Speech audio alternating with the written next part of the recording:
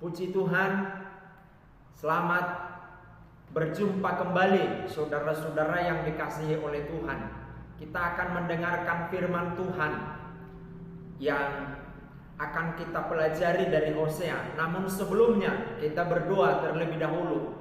Tuhan Yesus, kembali kami datang kepada Tuhan, menaruh hidup kami dan percaya kepada Tuhan.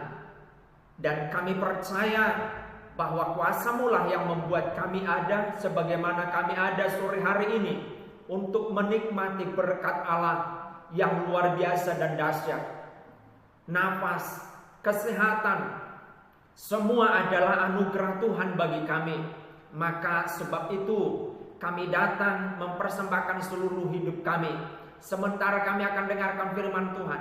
Berfirmanlah Tuhan, berfirmanlah Tuhan, kami siap menerimanya. Dalam nama Tuhan Yesus Kristus. Haleluya. Amin.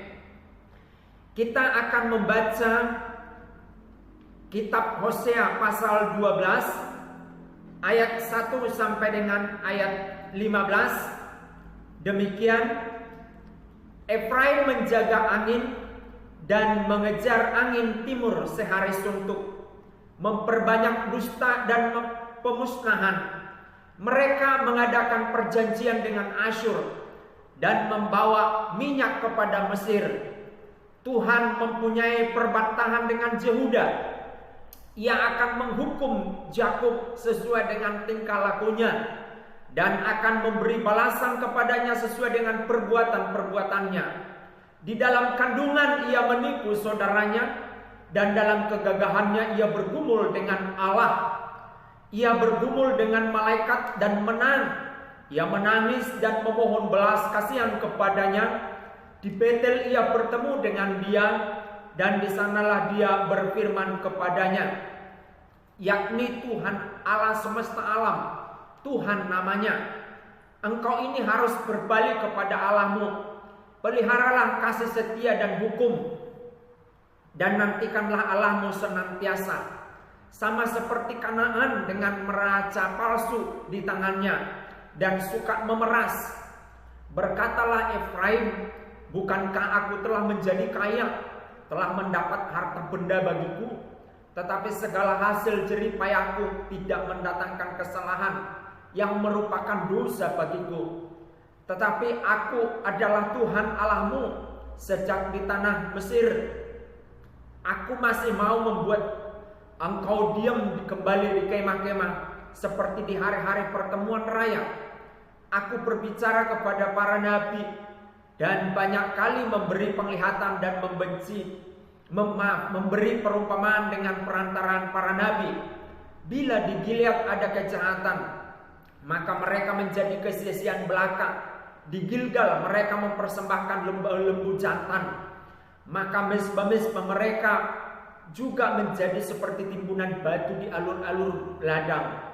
Yakub melarikan diri ke tanah Aram, dan Israel memperhambakan diri untuk mendapat istri. Ya, untuk mendapat istri ia menjadi gembala.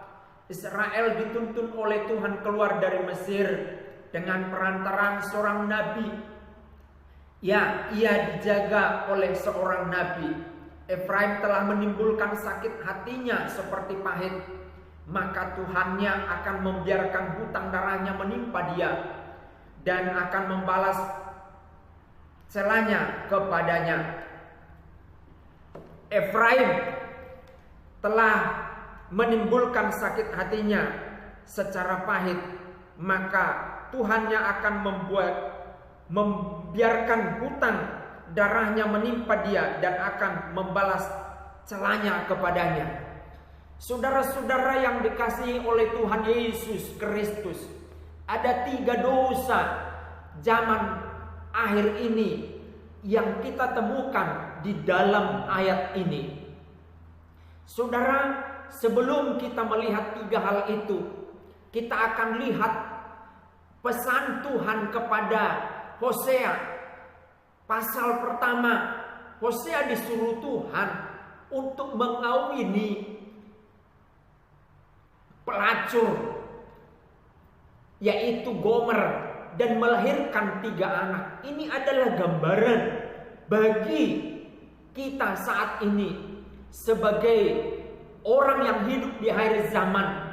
Meskipun memang ini adalah gambaran dosanya orang Israel, tetapi sampai hari ini dosa yang sama tetap ada dan semakin jahat. Maka kita perhatikan 3 dosa akhir zaman, yaitu yang pertama di ayat 1 sampai dengan ayat 2, yaitu mengejar angin, mengejar kesia-siaan. Ada banyak manusia akhir zaman ini, dia mengejar kesia-siaan. Banyak hal di dalam hidupnya, dia lakukan hal yang sia-sia, yang tidak bermanfaat bagi imannya. Itulah dosa akhir zaman. Itulah dosa di akhir zaman ini. Saudara-saudara yang dikasihi oleh Tuhan, Allah telah memperingatkan bahwa melalui Efraim yang mengejar angin, angin tidak bisa ditangkap, angin tidak bisa dilihat, dia hanya bisa dirasa. Hanya ini yang dapat dilakukan oleh Efraim, dan dia melakukan hal ini, dan ini menjadi gambaran dosa di akhir zaman.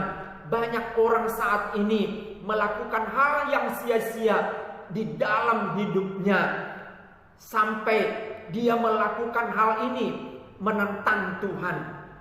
Dosa yang kedua, yaitu di ayat 3 sampai dengan ayat 7. Kita perhatikan di dalam ayat 4 khususnya. Di dalam kandungan ia menipu saudaranya, dan di dalam kegagahannya ia bergumul dengan Allah. Dosa yang kedua di akhir zaman adalah banyaknya, maraknya penipuan. Kita lihat terlalu banyak penipuan-penipuan saat ini. Ada yang berkedok arisan, ada yang berkedok koperasi, ada yang berkedok banyak hal. Penipuan, dia tidak memperhatikan nasib orang. Yang dia perhatikan adalah keuntungan pribadinya.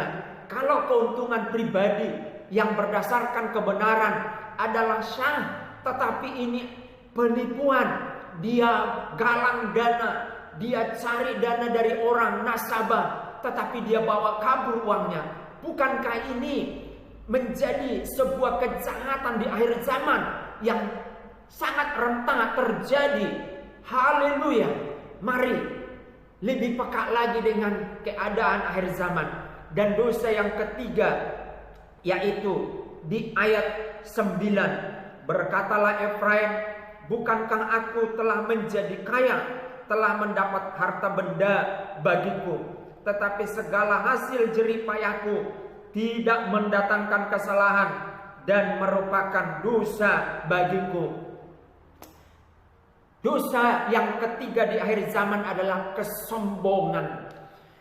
Kesombongan identik dengan tidak mau dikritik. Kesombongan identik dengan ketersinggungan, mudah tersinggung. Kesombongan identik dengan kalau melihat orang berhasil, ada rasa panas di hatinya. Itulah kriteria-kriteria beberapa kesombongan. Saudara-saudaraku yang dikasihi oleh Tuhan, bukankah akhir zaman hari ini banyak orang-orang sombong, orang-orang yang tidak mau merendahkan hati. Begitu dipicu sedikit saja, maka dia terpicu untuk marah, untuk melakukan tindakan yang membuat orang dilecehkan, diremehkan. Dan kesombongan sungguh merajalela saat-saat ini. Saudaraku yang dikasihi oleh Tuhan, mari 3 dosa akhir zaman yang terjadi dan ada sampai hari ini dan marak terjadi. Mari saya ingatkan orang-orang Kristen, biarlah kita tidak melakukan ketiga dosa di akhir zaman ini. Seperti di dalam Hosea pasal 12 ini. Saya berdoa supaya kita semua melakukan kebenaran-kebenaran firman Allah, melakukan kebenaran-kebenaran firman Allah dalam rumah tangga, dalam pribadi kita, dalam kelompok kita, sehingga kita menjadi berkat dimanapun kita berada. Ini firman Tuhan bagi kita semua, supaya kita menjadi anak-anak Tuhan orang Kristen yang betul-betul mempersembahkan hidup kita menyukakan hatinya Tuhan. Mari kita sama-sama berdoa di dalam kesempatan ini. Tuhan Yesus, kami mengucap syukur Engkau datang dengan kebenaran-Mu, menyatakan di dalam hidup kami agar kami tidak mengikuti dosa akhir zaman ini. Oleh sebab itu, mari Tuhan tolong kami menjadi pribadi-pribadi Kristen yang sesuai dengan kebenaran firman Tuhan. Terima kasih Tuhan Yesus. Berdoa kami untuk negeri kami Indonesia.